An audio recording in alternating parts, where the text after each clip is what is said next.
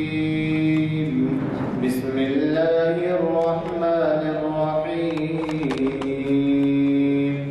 القارعة ما القارعة وما أدراك ما القارعة يوم يكون الناس كالفراش المبثوث وتكون الجبال كالعهن المنفوش فأما من ثقلت موازينه فهو في عيشة راضية وأما من خفت موازينه فأمه هاوية وما أدراك ما هي نار حامية صدق الله العظيم. آج کی محفل میں نئے چہرے بہت نظر آ رہے ہیں. انفرادی طور پہ مشکل ہے، وقت نہیں ہے کہ ان کا استقبال کریں. البتہ اتنا ہی کہہ دیتا ہوں کہ بہت شارٹ نوٹس پہ آئے ہیں، بس جل جانے والے بھی ہیں اس میں. اللہ کا شکر ہے کہ ان لوگوں کو اقبال کے کلام سے دلچسپی ہے اور ہماری کوششیں اب تک پہنچ رہی ہیں. آج کی یہ محفل جامع مسجد عالیہ گن فاؤنڈری کے کانفرنس ہال میں منعقد ہو رہی ہے بعد نماز عصر. اور آج کے مقرر جیسے کہ آپ جانتے ہیں پروفیسر خواجہ ناصر الدین ہیں، جو اقبالیات کے اسکالر ہیں اور اس وقت شاید میڈیکل کالج میں کچھ بڑے عہدے پر ہیں وہاں. اور انہوں نے بہت ہی اہم عنوان دیا ہے جس کا آپ کو خود بھی اندازہ ہے، یہ ضروری نہیں ہے کہ میں اس کے اوپر روشنی ڈالوں. اقبال اور پیر رومی. اقبال سے یہ سمجھا جاتا ہے کہ ان کا کلام جو ہے زیادہ تر پیر رومی کے کارناموں سے متاثر ہے. اور پروفیسر خواجہ ناصر الدین جو اسپیکر ہیں وہ ہمارے ہاں ایک عرصے سے مخاطب کر رہے ہیں. شاید میرا اندازہ ہے 100-150 محافل. ان محافل میں جو کہ آج 966ویں نشست ہے، شاید 22-23 سال سے ہر ہفتہ ہو رہی ہے. تو یہ 966ویں نشست کو مخاطب کر رہے ہیں. ان کے آنے میں کچھ شاید تاخیر ہو رہی ہے کیونکہ وہ بہت دور سے آتے ہیں، وہ ہمایت ساگر روڈ سے آتے ہیں اور وہاں سے آنے میں جو کچھ ٹریفک کی مشکلات ہوتی ہیں اس کا آپ کو اندازہ ہے. میں ان کی آمد میں تاخیر کا فائدہ اٹھاتے ہوئے آپ سے عرض کروں گا کہ اس بات کی شدید ضرورت ہے کہ ہماری محفل میں نوجوانوں کی شرکت کو یقینی بنایا جائے. اور اس کے لیے جب تک کہ آپ کچھ کوشش نہیں کریں گے ممکن نہیں ہے، کیونکہ اب ایسی نسل جو کہ اقبال کے زمانے سے قریب ہے وہ گزر جانے کے بعد ان سے واقف بھی نہیں رہیں گے کہ اقبال کون تھے اور اقبال کا کیا مقام و مرتبہ ہے. آپ اچھی طریقے سے واقف ہیں.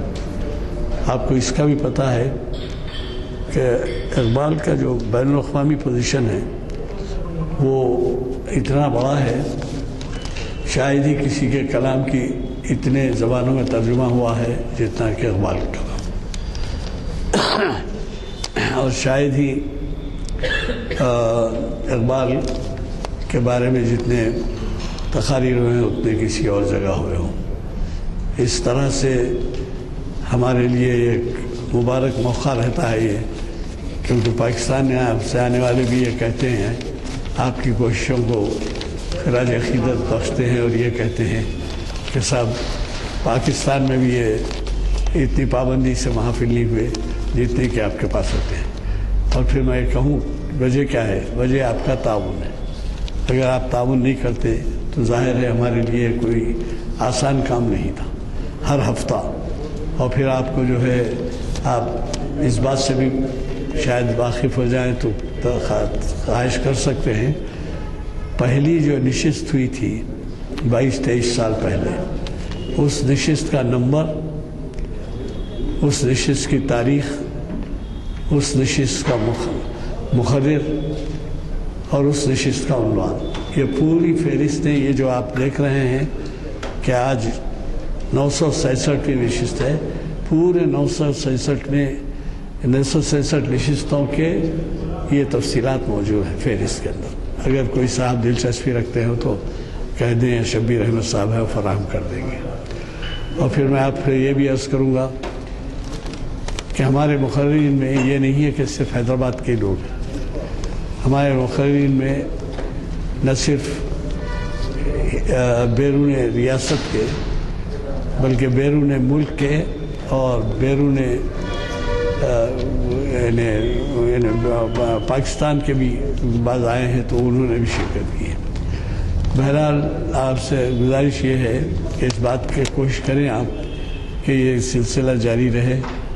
اور جب تک کہ میں جیسے آپ سے عرض کیا کہ ہمارے نوجوانوں کے لیے اس واسطے بہت ضروری ہے یہ کہ ہمارے نوجوان جو ہیں شاید ہی کچھ کوشش کرتے ہیں واقف ہونے کی. میں نے خواہش کی تھی کیونکہ میرا خود کا تجربہ تھا یہ کہ 5ویں یا 6ٹھی جماعت میں تھے تو اس زمانے میں اقبال کا کلام بانگے درا، اقبال کے جو شکوہ اور جواب شکوہ ہے اس کی چھوٹی کتابیں تقسیم ہوئی تھی. تو وہ 4تھی 5ویں میں ہمارے کلاس میں جب پڑھتے تھے مسلمان بچے یا سبھی پڑھتے تھے، اردو میڈیم تھا، تو اس زمانے میں اقبال سے متاثر ہو کر وہ بہت زیادہ جو ہے اقبال کے کلام کے سے استفادہ کرنے کے قابل ہوئے.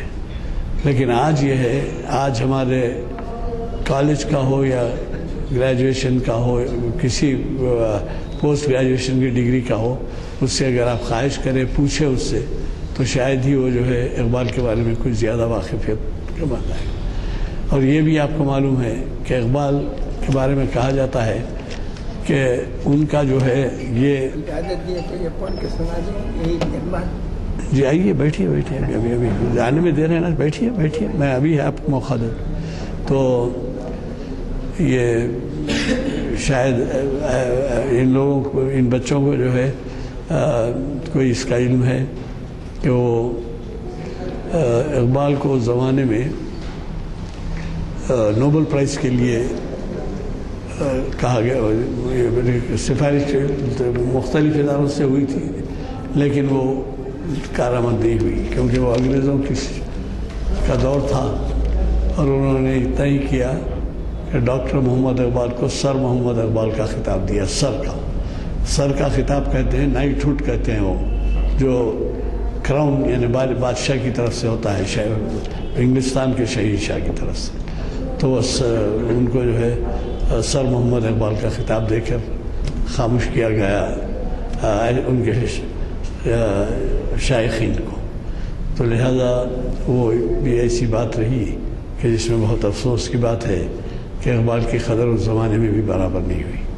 خیر وہ تو بعض ایسے بھی فتوے ان کے خلاف آئے کہ وہ مذہبی معلومات میں دخل دے رہے ہیں اور یہ مذہب میں جو کچھ اظہار خیال اپنے کلام میں کر رہے ہیں وہ مناسب نہیں ہے. ایسے بھی لوگ تھے اس زمانے میں. لیکن آج جو ہے آپ اندازہ لگائیے کہ اپریل 38 میں ان کا انتقال ہوا. 38 سے آپ اس وقت جو سن میں ہے 18 میں تو 80 سال قبل انتقال ہوا. اور 80 سال سے آج تک ان کے کلام کی جو اہمیت ہے آپ کو معلوم ہے. ان کے کلام کی یہ اہمیت ہے کہ جس وقت شدت سے مخالفت کی گئی کہ وہ پاکستان کے بانی تھے، ان کا کلام نہ سنایا جائے، ایسے موقع پر ہندوستانی فوج نے سارے جہاں سے اچھا ہندوستان ہمارا اپنایا اور اس کو نیشنل اینتھم کی بجائے دوسرے درجے کا، لیکن آرمی میں اس کو بہت زیادہ قدر کی نگاہ سے دیکھا گیا. نہ صرف یہ ہے، ایک دوسرا بھی واقعہ عرض کر دوں کہ اس سے پہلے بھی میں نے کہا ہے لیکن آج بہت سے ہمارے نئے مہمان ہیں اس لیے ریپیٹ کر دیتا ہوں کہ ہندوستانی خلا بازوں کا وہ کارنامہ جس سے کہ وہ پہلی دفعہ خلا میں گئے تھے، ساری دنیا میں اس کی دھوم ہوئی تھی. جس وقت خلا میں ہمارے گرامر اسکول یہاں پہ حیدرآباد کا ہے، کون نہیں جانتے، گرامر اسکول کا ایک لڑکا راکیش شرما نام تھا اس کا. وہ راکیش شرما جو ظاہر دنیا گول ہے، آپ کو معلوم ہے، اس کا اطراف اس کا چکر کاٹ رہا ہے وہ. تو جب ہندوستان پہ سے گزر رہا تھا تو اندرا گاندھی سے مخاطبت کا ارینجمنٹ کیا گیا تھا. تو اخباروں میں آیا انگلش پیپرز تو بہت ہی نمایاں شائع کیے. اخباروں میں یہ آیا کہ کیا ہندوستان آپ کو کیسے نظر آ رہا ہے؟ تو راکیش شرما نے جواب دیا سارے جہاں سے اچھا ہندوستان ہمارا. تو اب اندازہ لگائیے کہ وہ شاعر جو آج مر کر بھی زندہ ہے اور ہم جو ہے اس کو بھول بیٹھے. میں قاضی زین العابدین صاحب سے گزارش کرتا ہوں کہ وہ کچھ سنانا چاہتے ہیں، کیونکہ شاید ٹریفک میں پھنس گئے ہیں، وہ ابھی آ رہے ہوں گے. ذرا انتظار کی گزارش کیا. سوال یہ ہے کہ اقبال کے تعلق سے 2-3 واقعات میں آپ کو سناتا ہوں، شاید آپ لوگوں کو معلوم بھی ہوں گے. سب سے پہلا واقعہ تو یہ ہے جب ان کو سر کا خطاب ملا تو اس وقت ظفر علی خان نے ایک چھوٹا سا اشعار میں ان سے کہا کہ اب اقبال ہمارے لیے کیا ہے، اب تو انگریزوں کا سر ہو گیا. تو وہ زمیندار کے ایڈیٹر تھے اس وقت اخبار کے، اور انہوں نے 4 مصرے لکھے تھے جس کا مطلب یہ ہے کہ اب اقبال سے کوئی امید مت رکھیے، اس لیے کہ یہ اب سر ہو گیا ہے. بولے اب وہ انگریزوں کا سر ہو گیا ہے، اب وہ ہمارا اقبال نہیں رہا. مگر ایسا نہیں ہوا، اقبال اقبال ہی رہے اور آخری وقت تک وہ انگریزوں کے مخالفت میں اپنے جو بھی کلام میں جتنا ہو سکتا تھا انہوں نے اظہار کیا. دوسری چیز میں آپ سے یہ عرض کرنا چاہتا ہوں کہ اقبال کے پاس ان کے کسی اور دوست نے، ہندو دوست نے، جو وہ وکیل تھے، کچھ کاغذات بھیجے ایک مقدمے کے سلسلے میں جو نواب صاحب کا تھا، اور ابھی وہ فارسی میں تھا، اور اقبال سے کہا گیا کہ ذرا اس کا ترجمہ کر دیجئے اور اس کے لیے معاوضے کے طور پہ آپ کو ہر دن کے مناسبت سے 1000 روپے دیے جائیں گے. 4 دن اگر آپ کو لگیں گے تو 4000 روپے. تو اقبال وہ کاغذات لے کے رات میں بیٹھ کے پورے اس کے ترجمہ کر دیے، ترجمہ کر کے صبح ان کے پاس بھیج دیے. تو ان کو بڑا تعجب ہے. انہوں بولے کیا ہے اقبال اس طرح؟ تو بولے ہاں، جو کام ہو گیا وہ ہو گیا، اور کام کو صرف پیسے کے لیے دیری کرنا وہ میرے پاس جائز نہیں ہے. یہ آپ نے کہا. تو اس کے بعد اقبال کے سلسلے میں ایک اور واقعہ آپ سنیے. جب وہ بیرسٹر ہو کے آئے تو بورڈ لگا دیا گیا کہ ڈاکٹر سر محمد، یار اس وقت تو سر نہیں تھے، اقبال بیرسٹر. 3-4 دن کے بعد وہ بورڈ نکال دیا گیا. تو لوگوں نے پوچھا ارے اقبال ایسا کیسا، آپ بورڈ لگائے اور بورڈ نکال دیے؟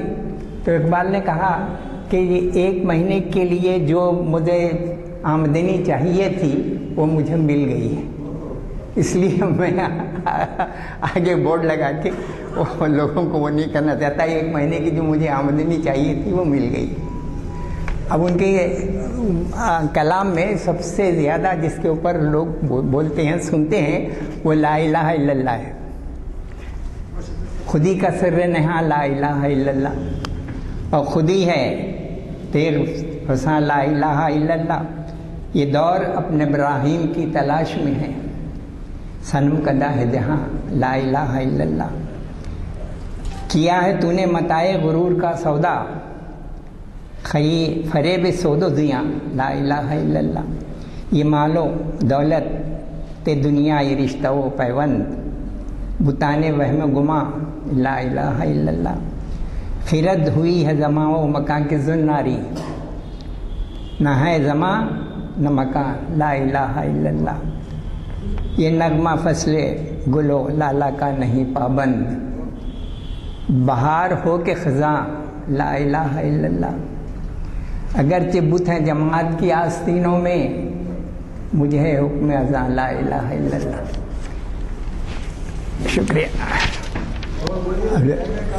نہیں بھائی، نہیں باقی ایسا نہیں ہے. تیاری میں آئی فون آ رہے ہیں.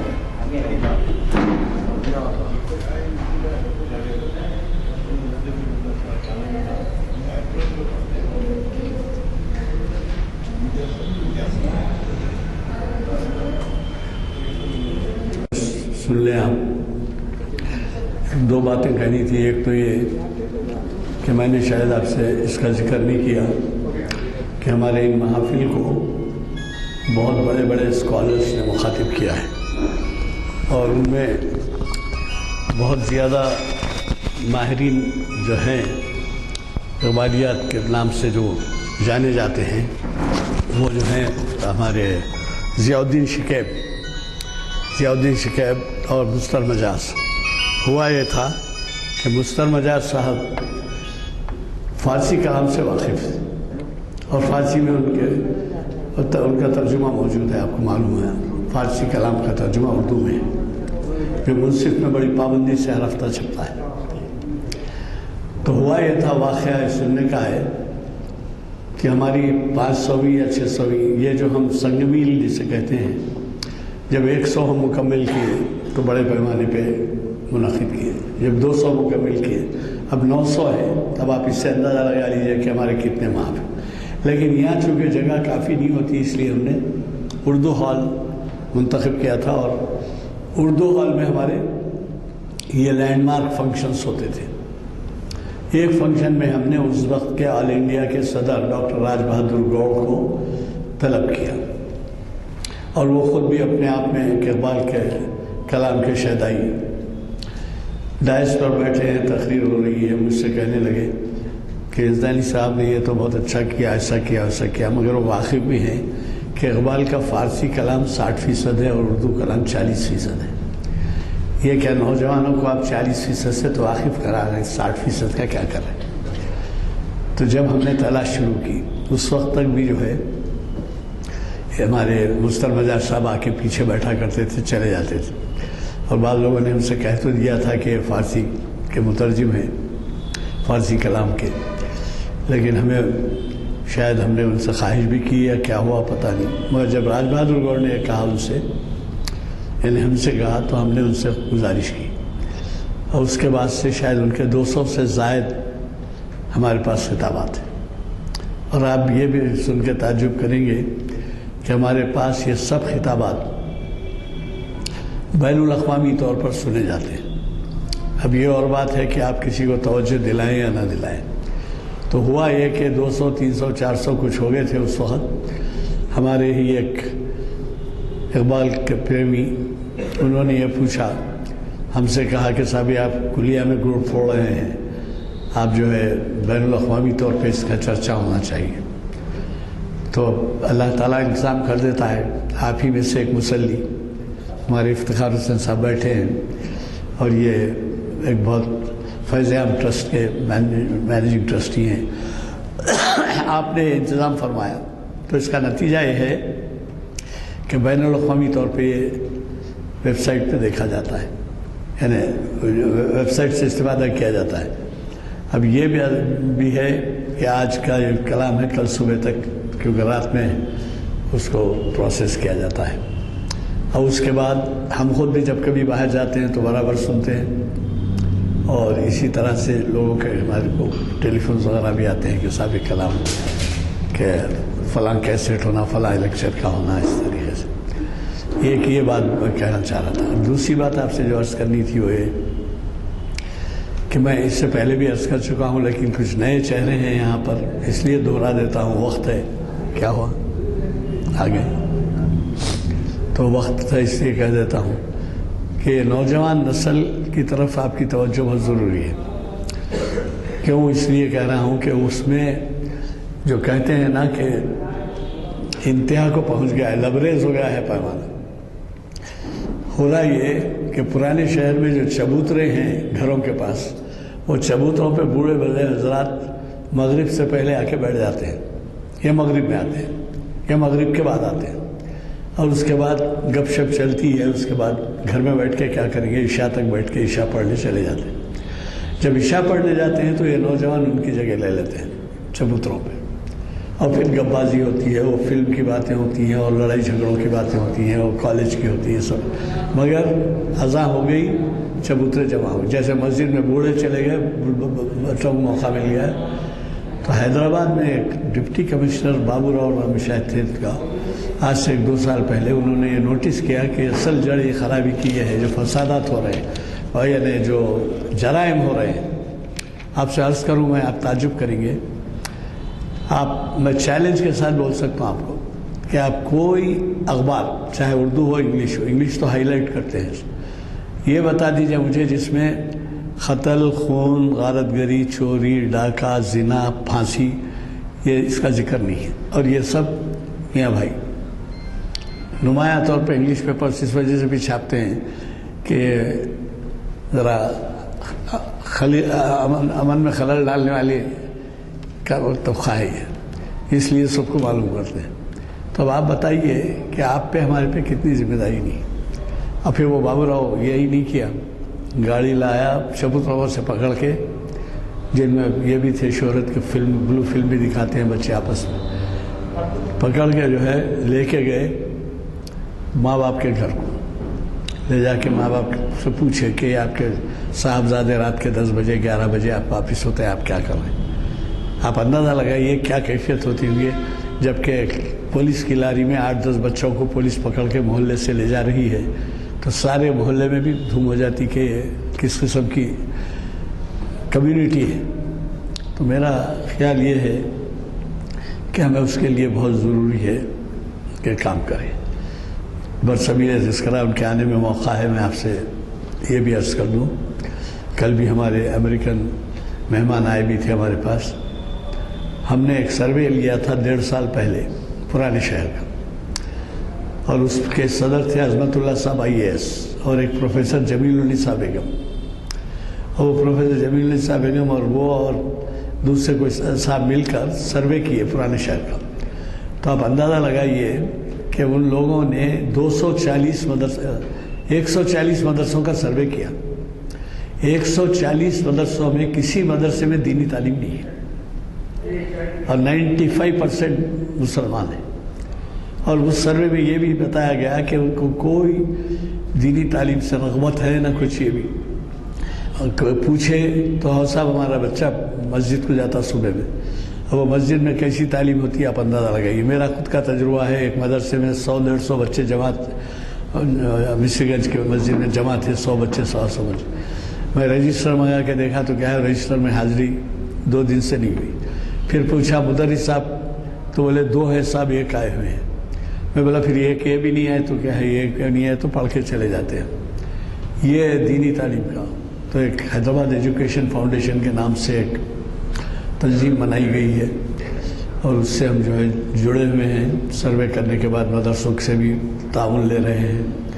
1 کلاس ہمارا عالم ہے، ہمارا کورس ہے، عالم بھی ہمارا ہی ہے، کورس بھی ہمارا ہی ہے. اور صبح اگر وہ جا کے دوم جماعت کو پہلے دن پڑھائے تو صبح جماعت کو دوسرا گھنٹہ، پھر تیسرا گھنٹہ، چوتھا، پورا دن وہی رہنا. اور پھر ہم تنخواہ جو ہے 10 مہینے کی دیتے ہیں لوگ، ہم 12 مہینے کی دیتے ہیں ان کو. اور ہمارا عالم آپ خود دیکھ سکتے ہیں کسی مدرسے کو جا کے. اس وقت سب سے بڑی اہمیت کی اگر کوئی مہم ہے تو یہ مہم یہی ہے حیدرآباد ایجوکیشن فاؤنڈیشن کی. اساتذہ کی ایک استاد کی تنخواہ دیجیے، آپ تعاون کریے، اس کی تنخواہ ہمارے لیے بار ہے بہت. اور ہم ابھی جب ایکسپینشن کرنا چاہتے ہیں، اس وقت ہم 22 یا 23 مدرسوں کو دے رہے ہیں. ہمارا معلم ہے اور ہمارے معلم کے ذریعے جو بھی دینی تعلیم ہے وہ دی جا رہی ہے. اسی طریقے سے اب ہمارا پروگرام یہ سال میں 50 مدرسوں کا ہے. 50 مدرسے میں نے 23 سے بھرتی پیدا، کیونکہ 140 میں ہم پیسہ ہی نہیں ہے، کہاں سے پیسہ لائے. اور میں آپ سے یہی کہتا ہوں کہ سب اس وقت شہر کے اگر آپ سوشل سروس کے کاموں میں دیکھیں، سب اپنی جگہ ضرور ہیں، لیکن آپ اس میں ترجیحات دیں گے تو یہ ترجیح ہے. کیونکہ اگر آپ یہ نہ کہیں، سروے میں ان لوگوں کے ایسے تجربے ہوئے. 7ویں 8ویں جماعت کے بچے سے پوچھا گیا کہ مکہ مدینہ کیا ہے، تو اس نے کہا کہ صاحب حج کو جاتے نا، تو کہاں ہے مقام کہاں ہے، کدھر ہے؟ وہ عربستان میں ہے. تو عربستان میں کیسے ان کا وقوع، محل وقوع کیا ہے، کہاں جانا پڑتا کیا ہے؟ تو بولے بازو میں صاحب بول رہا بچہ، مکہ مدینہ بازو ہے بول رہا بچہ. یہ حالت ہے. اور یہی نہیں، کسی سے اور کچھ جنگی دور کی باتیں تو چھوڑ دیجئے، کلمے یاد نہیں ہے. اگر آپ کو، اور ہم ہمارا محلے میں دیتے ہیں، ہمارے محلوں کو ٹیسٹ کرتے ہیں، ان کو 7 گھنٹے کی ڈیوٹی دیتے ہیں، اور پھر ان کی تنخواہ جو ہے ہم 12 مہینے کی دیتے ہیں، 10 مہینے کی نہیں۔ تو بہرحال اس وقت شہر کی سب سے اہم ضرورت اگر آپ سمجھتے ہیں اس کی ہے، اپنے سمجھے بزرگان کے نام سے، کسی کے نام سے، آپ اپنے نام سے اگر اس میں تعاون کریں تو حیدرآباد ایجوکیشن فاؤنڈیشن کا دفتر آلیو ہاسپٹل کے سامنے ہے۔ آلیو ہاسپٹل پاس سے آپ ٹرن لیتے ہیں گلزار وہ لنگر ہاؤس کی طرف، تو سیدھے آپ کو دفتر ہے، ضرور اس میں جائیے، یا یہاں بولیے، آپ یہاں بھی رسید بک رہتی ہے، جو آپ دینا چاہیں دیجیے۔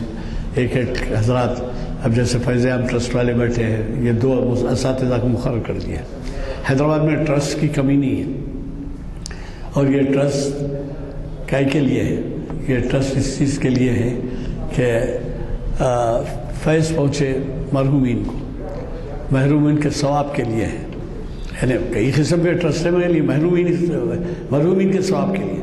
اب آپ اس سے بتائیے کہ مرحومین کے ثواب کے ٹرسٹ سے آپ اگر کچھ مہینہ مقرر کر دیں تو کیا اس کے آپ جو ہے اس کی افادیت کا اندازہ آپ کو نہیں ہو سکتا کہ کتنا ثواب ہوگا۔ بہرحال مجھے قوی توقع ہے کہ آپ ہمارے نمائندے بن جائیے، اپنے حلقے میں کوشش کیجیے، آپ سے نہیں ہو سکتا فراہم کیجیے، ربط پیدا کیجیے۔ آلیو ہاسپٹل کے پاس جو حیدرآباد ایجوکیشن فاؤنڈیشن کا جو دفتر ہے، یا میرے سے ملیے، میں گائیڈ کر دیتا ہوں۔ یہ اس کے پیٹرنز جمیل النساء بیگم ہیں جنہوں نے بہت کام کیا ہے، اور اس وقت 1800 بچوں کا مدرسہ چلاتی ہیں یہ امیر پیٹ کے قریب، اور دوسرے عظمت اللہ صاحب پیٹرن ہیں۔ تو باوجود اس کے کہ میں نے مجبوری ظاہر کی تھی، لیکن صدر بھی بنا دیا گیا مجھے۔ بہرحال آپ لوگوں سے گزارش ہے کہ ذرا صرف توجہ دیں۔ ہمارے آج کے پروفیسر ناصر صاحب آ چکے ہیں، آپ سے یہ بھی کہہ دوں کہ ان کے شاید 150-200 لیکچر ہوئے ہیں، لیکن کسی لیکچر میں یہ شاید ہی کبھی لیٹ ہوئے۔ آج کچھ ایسا معلوم ہوتا ہے کہ کچھ زیادہ تاخیر ہو گئی ہے ان کے آنے میں۔ خیر، ویسے 40 میں ختم ہو جائے گا، 45 میں اذان ہے۔ بسم اللہ الرحمن الرحیم۔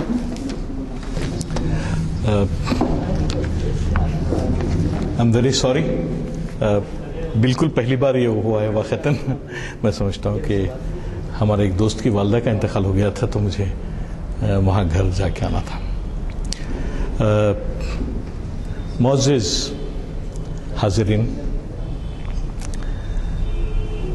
آج کا جو عنوان میں نے انتخاب اس کا کیا تھا، تو ظاہر ہے کہ وہ نظم اقبال کی پیر رومی اور مرید ہندی والی نظم نہیں ہے،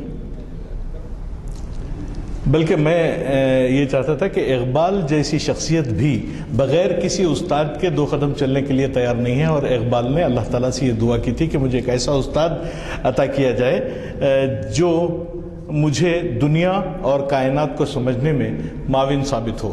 تو اللہ تعالیٰ نے اس دعا کو قبولیت کا شرف بخشا، اور مولانا روم کی تحریریں اور مولانا روم کی تحریروں کی سمجھ، ان کے کلام کی سمجھ اور مثنوی کی سمجھ اقبال کو دی۔ اور میں نہیں سمجھتا ہوں کہ اقبال نے کسی اور کو پیر کہا ہے سوائے مولانا رومی کے، جبکہ برگساں اور نیٹشے اور ڈانٹے ابلیس کے ساتھ مختلف مقامات پہ پھرتے رہتے ہیں یہ،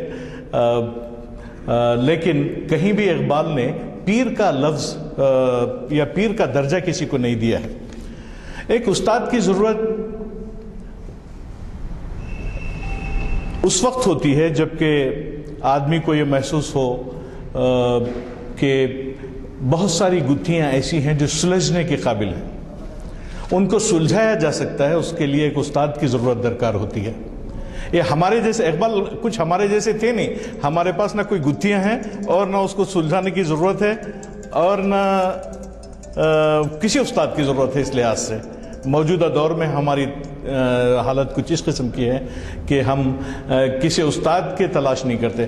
ہمارے پاس کون سے مسائل ہیں اس کا ادراک بھی ہمارے پاس بہت کم ہے، کہ ان مسائل کو حل کرنے کے لیے کیا کسی استاد کی ضرورت ہے یا آپس میں بیٹھ کے گفتگو کرنے کی ضرورت ہے، اس بات کو بھی ہم نہیں سمجھتے، بلکہ اس بات کو ضروری سمجھتے ہیں کہ قائدانہ صلاحیتوں کے ساتھ ہم ایک تقریر آپ کے اوپر کر دیں اور آپ واہ واہ کر دیں، اور پھر ہم اور آپ دونوں ایک دوسرے سے جدا ہوں اور اپنے اپنے کام کرتے رہیں۔ لیکن دنیا میں آج تک ایسا نہیں ہوا کہ بغیر مشاورت کے قوموں اور ملتوں کی یا امتوں کی یا نیشنز کی زندگی سدھری ہو۔ انفرادی کامیابیاں بہت کم حیثیت رکھتی ہیں، کسی شخص کی کامیابی، کسی جماعت کی کامیابی، کسی ملک کی کامیابی بہت کم حیثیت رکھتی ہے۔ آپ دیکھتے ہیں کہ اگر کوئی ملک دنیا میں اس وقت خوشحال ہے تو اس کا امپیکٹ آپ پہ کیا ہے۔ یہاں علامہ اقبال جب دعا کرتے ہیں اللہ تعالیٰ سے کہ تو وہ دیکھتے ہیں کہ ایک شیخ با چراغ ہمیں گشت گرد شہر کہ ایک شیخ ہے جو چراغ ہاتھ میں لیے شہر کے اطراف و اکناف میں گردش کر رہا ہے، گھوم رہا ہے۔ تو لوگوں نے پوچھا کہ یہ دن کے وقت آپ نے چراغ کیوں جلا رکھے ہیں؟ تو انہوں نے کہا کہ میں ایک ایسے شخص کی تلاش میں ہوں جو مجھے دکھائی نہیں دیتا۔ تو بولے وہ شخص کون ہے،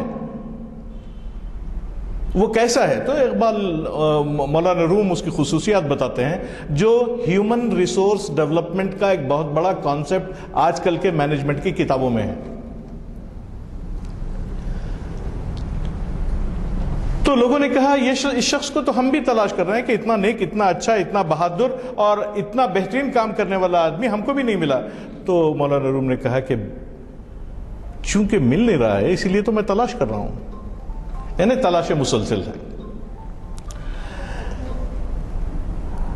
پھر مولانا روم اقبال کو جب زندہ رود کی حیثیت میں جاوید نامے میں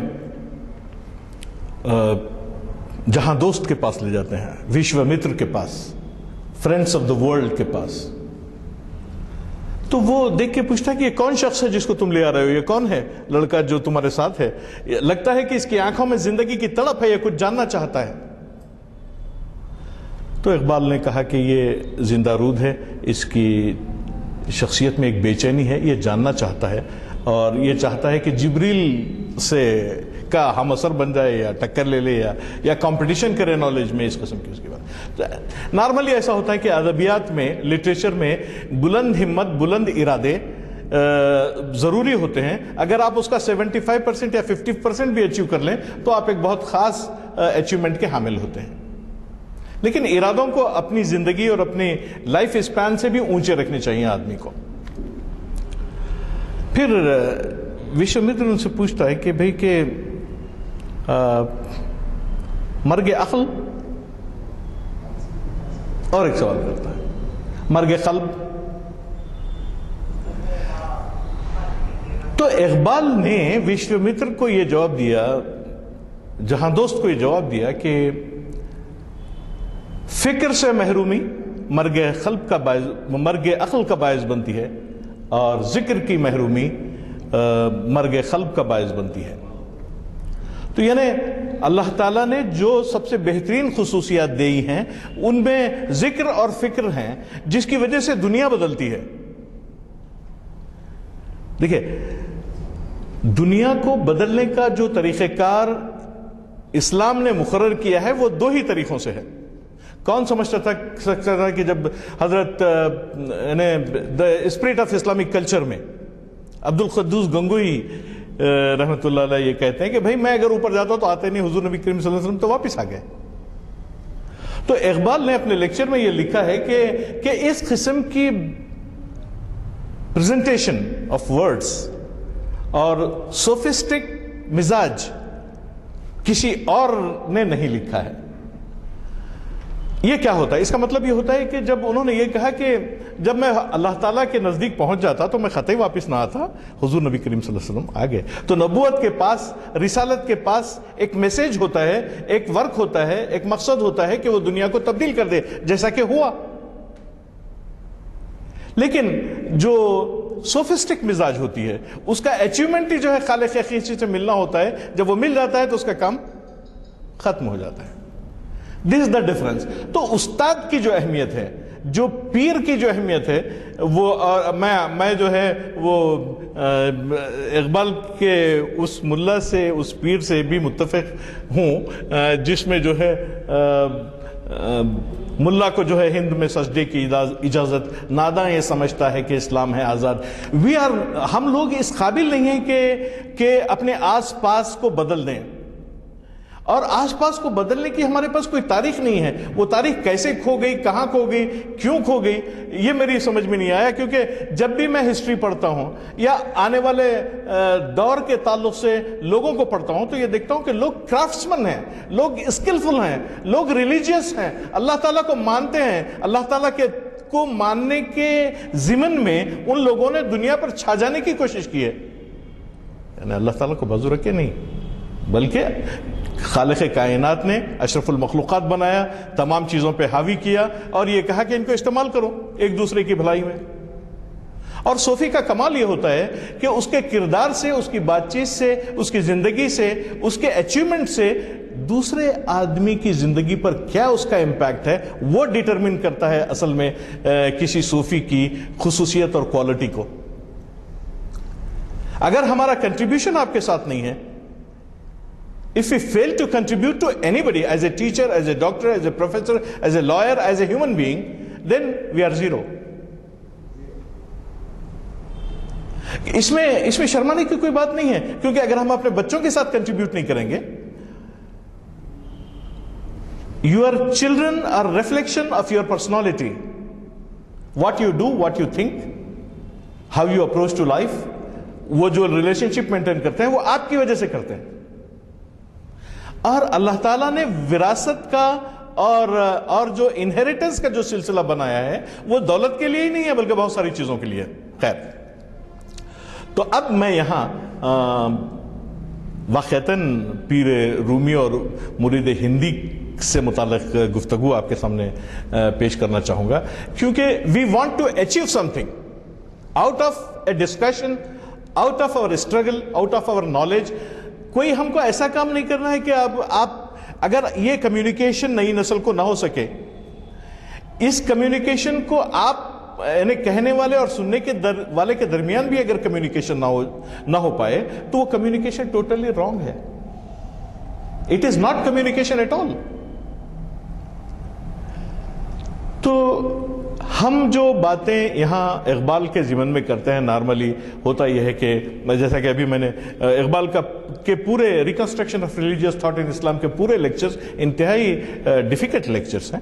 اس کے لیے وہ کہیں بھی 10-20 ریفرنسز کے بغیر آپ کو ملتے نہیں ہیں. اقبال آپ کو جو ہے معتزلہ اور اشرائیٹ جہاں ملیں گے ایک لیکچر میں, وہاں جو ہے برگساں اور جو ہے نیٹشے آپ کو ملیں گے, ڈانٹے آپ کو ملے گا. پھر ابلیس کے ساتھ جو گفتگو ہوتی ہے وہ خود بھی یعنی یہاں کنفیوز کرنے کے لیے بہت ساری چیزیں ہیں. اگر علم نہ ہو تو اس کا اثر جو ہے الٹا بھی پڑ سکتا ہے, کیونکہ ابلیس نے یہ کہا کہ میں نے آدم کو سجدہ نہیں کر کے اللہ تعالیٰ کے حکم کی تعمیل کی ہے.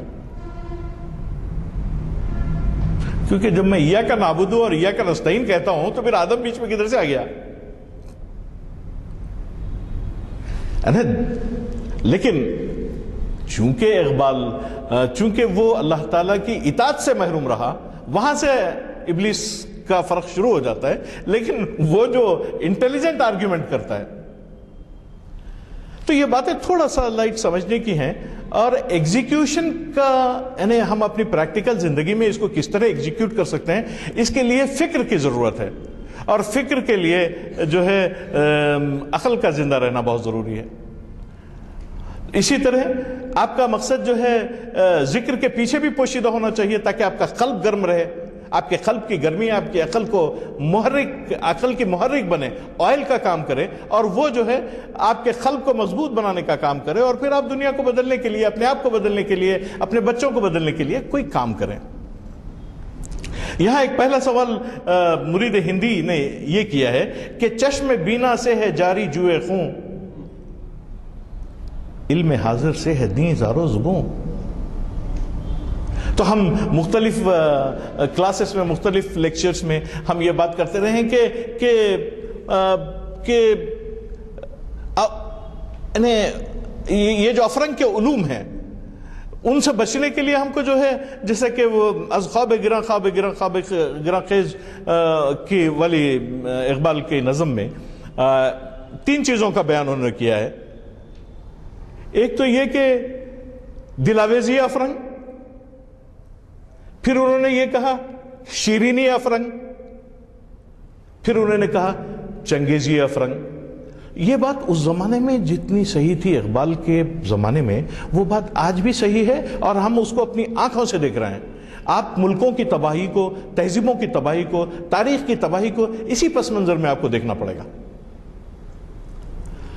تو یہاں مرید ہندی از آسکنگ اے کوشچن پیر رومی سے کہ چشم بینا سے ہے جاری جوئے خون، علم حاضر سے ہے دین زارو زبوں.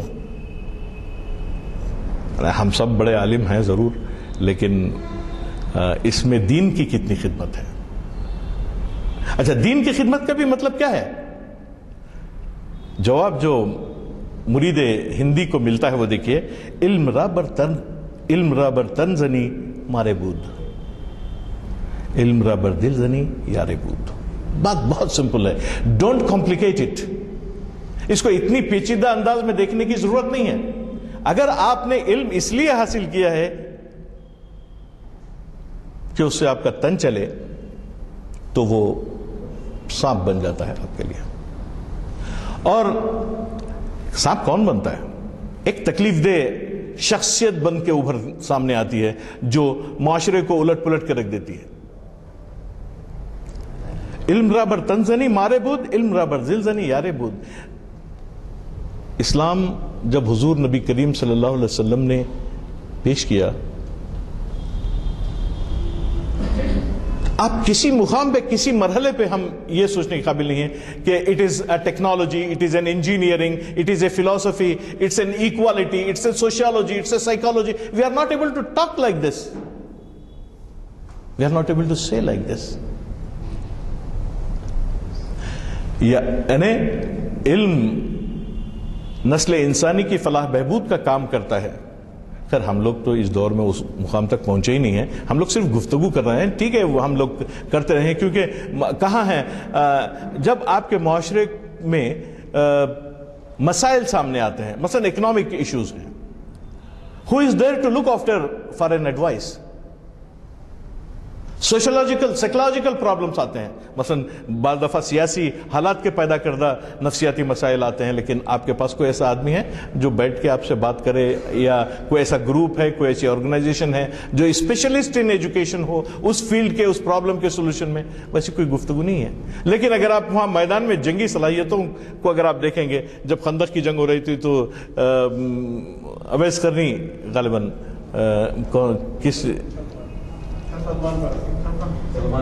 سلمان فارسی رضی اللہ تعالیٰ انہوں نے کہا کہ بھئی یہاں آپ خندق بنائیں. تو ریسرچ اینڈ ڈیولپمنٹ کی بڑی اہمیت تھی، اور حضور نبی کریم صلی اللہ علیہ وسلم مشورہ لیتے تھے. ہم what quality we are actually facing.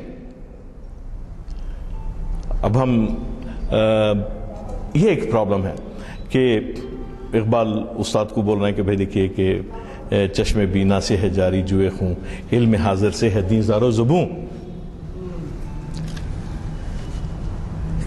پھر ہماری حالت، اے امام عاشقان درد مند، یاد ہے مجھ کو تیرا حرف بلند، خوش مغزو خشک تارو خشک پوست، از کجا می آید این آواز دوست. جس طرف دیکھتا ہوں لاغر منحنی، ایمانی قوت سے آری، جسمانی قوت سے بکھرے ہوئے ایسے لوگ ہیں کہ میں چاروں طرف دیکھتا ہوں کہ مجھے کہاں سے وہ آواز آئے جو میرا دل لبھائے اور مجھے اپنی طرف کھینچے، جو مجھے زندگی کے کاروبار کرنے اور اللہ تعالیٰ کی اطاعت کرنے میں مستعد بنا سکے. وہ کہاں ہیں وہ لوگ؟ کیونکہ جس طرف دیکھتا ہوں خشک مغز و خشک تارو خشک پوست، از کجا آید این آواز دوست. اس دوست کی آواز کہاں سے آئے؟ کیا خبر اس کو کہ ہے یہ راز کیا؟ دوست کیا ہے دوست کی آواز کیا؟ استاد مولانا رومی کا صرف جواب اتنا ہوتا ہے، بر سمائے راست ہر کس چیر نیست. سچائی سننا ہر شخص کے بس کی بات نہیں ہے. تامئے ہر مرغ کے انجیر نیست. ہر پرندہ بالکل اسی طرح انجیر کھا نہیں سکتا جس طرح سچ ہر شخص کو گوارا نہیں ہوتا. ایگزیکٹلی جب ہم یہ بات سنتے ہیں آج کے دور میں، تو سچ یہ ہے کہ ملت اسلامیہ نے ہند اس وقت اسکیٹرڈ سچویشن میں ہے، بکھری ہوئی سچویشن میں، منتشر صورتحال میں. اس کو جو چیز آرگنائز کر سکتی ہے وہ ہے ایک دوسرے سے محبت، ایک دوسرے کی ریسپیکٹ، ایک دوسرے کا احترام، ایک دوسرے کے ساتھ کوآپریشن کے کوئی طریقہ کار جو بیٹھ کے سوچ کے اس کو نکالنا پڑے گا. یہاں اب جب میں دیکھتا ہوں کہ جب یہاں یہ اجلاس ختم ہوتا ہے تو ہر شخص اپنے اپنے گھروں کی طرف روانہ ہو جاتا ہے. ہمارے زمانے میں بھائی یہاں بیٹھے ہوئے ہیں، ہمارے دوست احباب ہوتے تھے، ہم ان کے ساتھ بیٹھتے تھے، ان سے بات چیت ہوتی تھی، ان کے ساتھ چائے پی جاتی تھی. آج فرینڈشپ نو ویئر فاؤنڈ، گھروں میں بھی. تو ہم نے ہی اپنی زندگی میں اپنے دور میں 3 ادوار دیکھے ہیں: محنت اور جستجو کے، مروت اور محبت کے، بے مروتی اور سنگ دلی کے. تو یہ بات یہ ہے کہ یہ کہہ رہے ہیں کہ بھئی دیکھو میں تو سچ بولنا کے لیے تیار ہوں، لیکن سچ سننا ہر کس و ناقص کی بات نہیں ہے. بالکل اسی طرح جیسا کہ انجیر کھانا ہر پرندے کی بات نہیں ہے. یہاں پھر مرید ہندی نے کہا کہ پڑھ لیے میں نے علوم شرق و غرب، روح میں باقی ہے اب تک درد و کرب.